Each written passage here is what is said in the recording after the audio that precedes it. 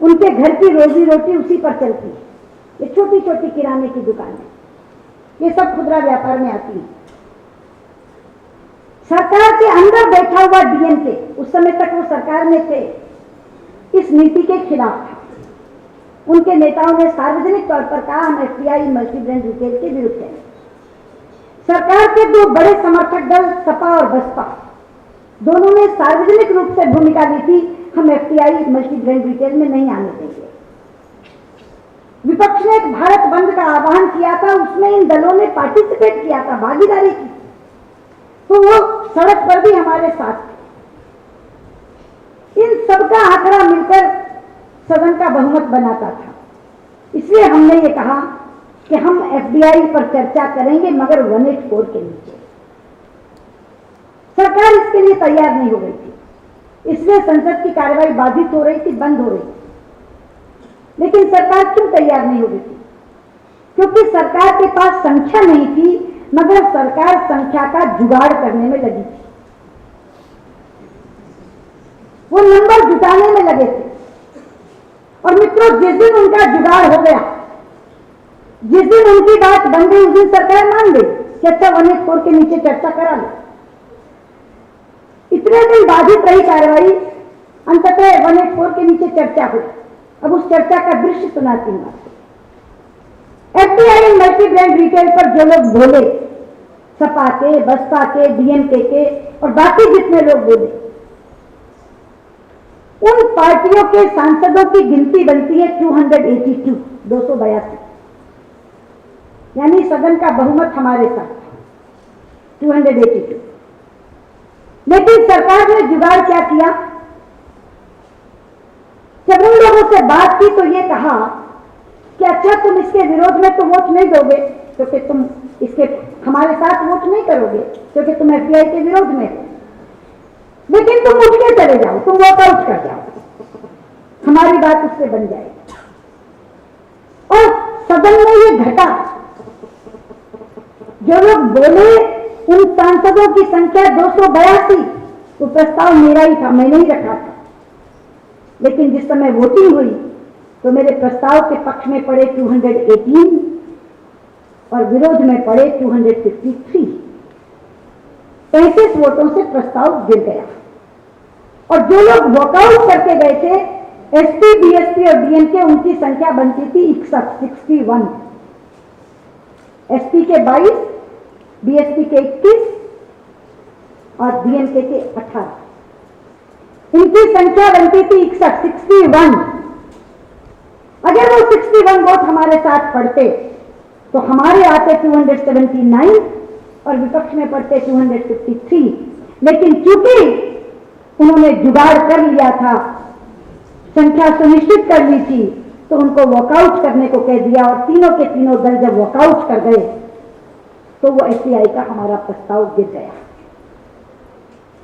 तो संसद की कार्रवाई बाधित करने के लिए जिम्मेदार हम नहीं हैं। मैं इस पॉइंट पर आई, ये बात आपको बताना चाहती हूं कि हम जिम्मेदार नहीं हैं। सरकार ने चर्चा करवाई इस नियम के तहत, लेकिन तब तक नहीं करवाई जब तक जुगाड़ नहीं हुआ और तब तक संसद की कार्यवाही बाधित रही। एक दूसरी बात बताती हूं, साधारण विधेयक ये साधारण बहुमत से पारित कर सकते हैं, मगर यहां जो कॉन्स्टिट्यूशन लॉ पढ़ते हैं बच्चे, उन्हें मालूम होगा कि कॉन्स्टिट्यूशन अमेंडमेंट साधारण बहुमत से पारित नहीं हो सकता। कॉन्स्टिट्यूशन अमेंडमेंट, संविधान संशोधन के लिए क्या चाहिए? पूरे सदन का बहुमत और प्रेजेंट का 2/3, यानी पूरा सदन अगर 543 का है तो 272 तो जरूर चाहिए, वो कम से कम चाहिए। लेकिन जितने लोग उस समय उपस्थित हैं उनका 2/3 चाहिए, उसका 2/3 चाहिए। तो जो सदन का स्वरूप मैंने आपको बताया, उसमें ये साधारण संख्या का जुगाड़ तो कर लेते हैं, पर 2/3 बहुमत नहीं ला सकते क्योंकि विपक्ष की संख्या बहुत भारी है। और ये दृश्य भी इसी सदन में घटा। लोकपाल पर जब बहस हो रही थी, आप सबने देखी हो, क्योंकि बहुत ऑडियंस था उस बहस का, सबसे ज्यादा देखी जाने वाली वो बहस थी लोकपाल पर, क्योंकि अन्ना जी का आंदोलन चल रहा था उस समय, आप सब लोग जुड़े थे उससे, तो तरुणाई तो सारी देख रही थी उस बहस को। उस बहस में मेरा एक संविधान संशोधन था और अन्य विपक्षी दलों के नेताओं का भी था, क्योंकि सरकार लोकपाल और लोकायुक्त एक ही बिल से बनाना चाहती थी। ये फेडरल स्ट्रक्चर पर चोट थी। हम सरकार से कह रहे थे कि आप एक इनेबलिंग प्रोविजन डाल दीजिए और राज्य सरकारों को कहिए कि ये मॉडल बिल है, आप इससे बेहतर बिल भी बना सकते हो, मगर बनाइए। पर इस बिल से आप लोकायुक्त मत बनाइए, क्योंकि ये बिल बहुत अच्छा बिल नहीं है, इसे बहुत सुधार किया जा सकता और उससे बेहतर बिल उत्तराखंड ने बनाया था। तो हमने कहा कि आप लोकपाल के साथ लोकायुक्त यही बिल उन पर मत थोपिए, उनको कहिए कि वो अपना बिल बनाए। सरकार इसके लिए राजी नहीं हो रही थी, क्योंकि राहुल गांधी जी ने कहा था कि उसको कॉन्स्टिट्यूशनल स्टेटस देना, इसलिए वो संविधान संशोधन लेकर आई थी। उस पर मेरा अमेंडमेंट था, बाकी लोगों का अमेंडमेंट था, सीपीआई के वासुदेव आचार्य जी का अमेंडमेंट था, बीजेपी के हरिकृष्ण मेहताब का अमेंडमेंट था। हमने अपना जब अमेंडमेंट पेश किया तो अगर आपको याद हो, उधर बोर्ड पर आंकड़ा आया मेरे प्रस्ताव के पक्ष में, जो संशोधन मैंने दिया था 182 और विरोध में आया 249। एकदम तथल्ली मच गई, एंकर्स एकदम कहने लगे सुषमा का संशोधन गिरा, राहुल का सपना पूरा। याद होगा आपको। लेकिन 2 मिनट के अंदर में समझ में आया कि मेरा संशोधन गिराने के लिए कम से कम 272 चाहिए थे। 182 से 249 ज्यादा जरूर है, पर जो संवैधानिक बाध्यता है, संवैधानिक आवश्यकता है, वो है कि किसी भी कॉन्स्टिट्यूशन अमेंडमेंट को पास करने के लिए या उसके विरुद्ध के संशोधन को गिराने के लिए साधारण बहुमत तो जरूर चाहिए। तो स्पीकर साहब ने एकदम कहा 249 है मगर 272 नहीं है, 272 नहीं है, इसलिए ये संशोधन नहीं गिरा। तो एकदम से वो लोग there is some confusion, anchors खुद कंफ्यूज हो गए। तो एक बात बहुत कही जाती है डेमोक्रेसी के बारे में कि in a democracy opposition has its say but the government has its way, but I add to it, where government doesn't have numbers then the opposition has its way, and we had our way. That day we had our way. मेरे बाद वो दोनों संशोधन भी, उन पर division हुआ, वासुदेव आचार्य जी वाले पर भी, मेहताब वाले पर भी, लेकिन दोनों में से किसी पर 272 उनके पास था ही नहीं और वो 272 नहीं जुटा सके। तो वो संविधान संशोधन गिर गया और फेडरल स्ट्रक्चर के ऊपर पड़ने वाली चोट बच गई। एक तीसरी बात कहती है कि आप कहते हैं कि सरकार चर्चा को तैयार है, तो आप चर्चा क्यों नहीं करते? ये जो आरोप हम पर लगाते हैं, मैं पूछना चाहती हूँ कि क्या ये डिबेटिंग क्लब है? क्या आप चर्चा करें और चले जाएं और विषय को खत्म कर दें? चर्चा के साथ कोई जवाबदेही का सिद्धांत है या नहीं है? Government is accountable to this parliament. सरकार का कोई उत्तरदायित्व संसद के प्रति है या नहीं है? और चर्चा के साथ जवाबदेही तय करने के लिए हम लोग कार्यवाही को बाधित करते हैं जब सरकार जवाबदेही से भागती है। ताजा उदाहरण है पिछले सत्र का। 2 घटनाएं घटी। पहले देश के कानून मंत्री ने सीबीआई ऑफिशियल्स को अपने कमरे में बुलाकर उनके द्वारा प्रस्तुत की जाने वाली, सुप्रीम कोर्ट के सामने प्रस्तुत की जाने वाली रिपोर्ट को बदलवाने का काम किया। और क्यों किया? क्योंकि जिस कोल ब्लॉक आवंटन में वो रिपोर्ट जानी थी, उस कोल ब्लॉक आवंटन के उसके मंत्री विभाग के स्वयं प्रधानमंत्री थे। तो पहले घोटाला किया और फिर घोटाला में बचाव का काम करने का काम कानून मंत्री को दिया और कानून मंत्री सीबीआई ऑफिशियल्स को कमरे में बुलाकर कह रहे हैं कि इसके ये पैराग्राफ बदल दो। जांच के घेरे में जहां जहां प्रधानमंत्री आ रहे थे उसको वो बदलवाना चाहते थे।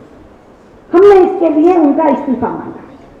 उसके बाद रेल मंत्री का घूसकांड हो गया तो पवन बंसल का इस्तीफा मांगा। अब आप जरा 2 दिन याद करिए, सरकार मानी नहीं, कार्यवाही बाधित रही, वो सदन 10 तारीख तक चलना था। सरकार ने 8 तारीख को साइनेडरी हाउस एडजर्न कर दिया, अनिश्चित काल के लिए स्थगित कर दिया। तारीख को उनकी इस्तीफा ले लिए। अब हमारा ये प्रश्न है सरकार से कि अगर आपको लगता था कि ओपन एंड शट केस हैं, अगर आपको लगता था कि निश्चित तौर पे ये इस्तीफा इसमें देना बनता है, तो आपने काहे संसद बंद होने दी? क्यों आपने 8 तारीख को अनिश्चित काल के लिए स्थगित किया? आप 8 तारीख को इस्तीफे लेते, और मैंने टीवी पर ऑन रिकॉर्ड कहा था कि 8 तारीख है, आज अभी 2 दिन बकाया है, हम रात के 12 बजे तक बैठेंगे, लेकिन 2 बड़े बिल पारित करके उठेंगे। खाद्य सुरक्षा अधिनियम भी पारित करेंगे और भूमि अधिग्रहण अधिनियम भी पारित करेंगे। और रिकॉर्ड मैंने टीवी पे कहा था, लेकिन बजाय वो बात सुनने के 8 तारीख को संसद बंद करवा दी, अनिश्चित काल के लिए स्थगित करवा दी, और 10 तारीख को इस्तीफे दे दिए। जो काम 10 तारीख को हुआ वो 8 को हो सकता था, 8 से पहले भी हो सकता था। 8 से पहले हो जाता तो संसद बिल्कुल बंद नहीं होती, 8 को हो जाता तो भी ये दोनों बिल पारित करके हम उठते। ऑन रिकॉर्ड मैंने कहा था, लेकिन सरकार अड़ियल रुख अपना लेती है, क्योंकि सरकार जवाबदेही से भागती है। और यहां मैं एक बात और कह दूं आपको कि आप पूरा इतिहास उठाकर देख लीजिए विपक्ष का। जब कभी भी संसद की कार्यवाही बाधित हुई है, कभी हमारे निज स्वार्थ के कारण नहीं, कभी हमने अपने वेतन भत्ते बढ़ाने के लिए संसद को बंद नहीं किया, कभी हमने अपना कोटा परमिट लेने के लिए संसद को बंद नहीं किया। जब भी हमने बंद किया, संसद को जनता के हितों से संबंधित मुद्दों पर हमने संसद को बंद करने का काम किया। बच्चों, आपको इमरजेंसी के बाद की जन्मी हुई पीढ़ी हो, इसलिए आपने इमरजेंसी का वो समय देखा नहीं। इस देश में एक लड़ाई तो आजादी की लड़ी गई थी अंग्रेजों के खिलाफ, जिसे हम स्वतंत्रता संग्राम कहते हैं, लेकिन इसी देश में एक दूसरी आजादी हुई थी जो लोकतंत्र की आजादी छीन रही थी, और लोकतंत्र को बचाने के लिए वो लड़ाई हुई थी। वो इस देश के विपक्ष ने ही लड़ी थी, संसद के अंदर भी लड़ी थी, और सड़क पर भी लड़ी थी, और जेल जाकर भी लड़ी थी। अभिव्यक्ति की स्वतंत्रता छीन ली गई थी, देश पर इमरजेंसी थोप दी गई थी। लेकिन आज अगर हम खुली हवा में सांस ले रहे हैं, अगर आज आपको अपनी बात स्वतंत्रता से कहने का अधिकार है, तो वो इस देश के विपक्ष के कारण है, जिसने अपनी भूमिका बड़े सार्थक ढंग से निभाई। एक और बात कहती हूं, आज वैश्वीकरण का युग है, ग्लोबलाइजेशन का। ऐसे में बहुत तरह के दबाव सरकारों पर आते हैं।